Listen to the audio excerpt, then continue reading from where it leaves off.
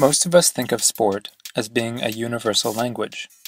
But what happens when the players of one particular sport, such as hockey, can't hear the words being spoken?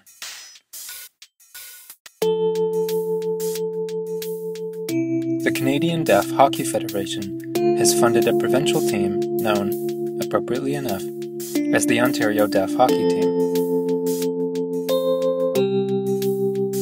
In the spring of 2013, just before the team left for a tournament in Finland, I attended a practice at an arena in Oakville. Because people who are deaf use sign language to communicate, I wondered how this would look in a game where your hands are encased in thick gloves and wrapped around a hockey stick. What I found, perhaps surprisingly, is that it didn't seem to matter.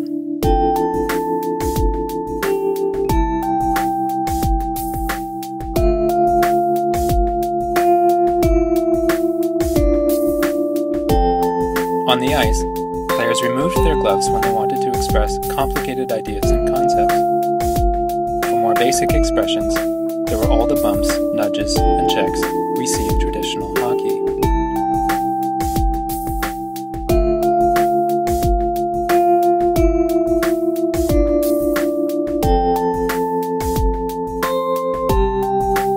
In fact, if I had walked into the arena not knowing this was deaf hockey, it would have taken me some time to notice there was anything different about the game.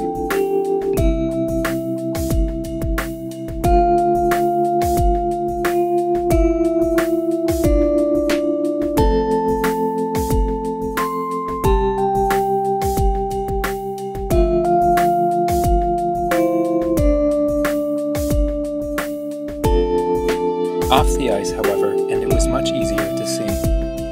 Players weren't just using their hands and shoulders to communicate. They were smiling and laughing and gesturing with their whole bodies.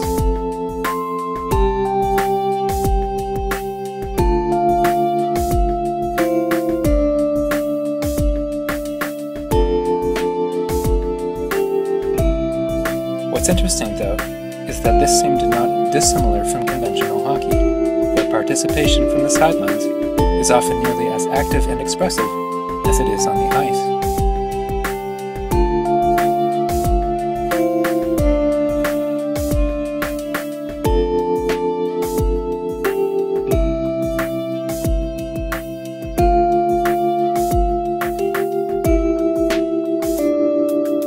When I asked players what it was about deaf hockey they so much enjoyed, almost all of the answers were identical. This is an opportunity to share in our love for the game, they said, to compete far and wide, and to make friendships that endure long after the final horn is blown. If sport is a universal language, these are people who construct just as fine a sentence as anyone.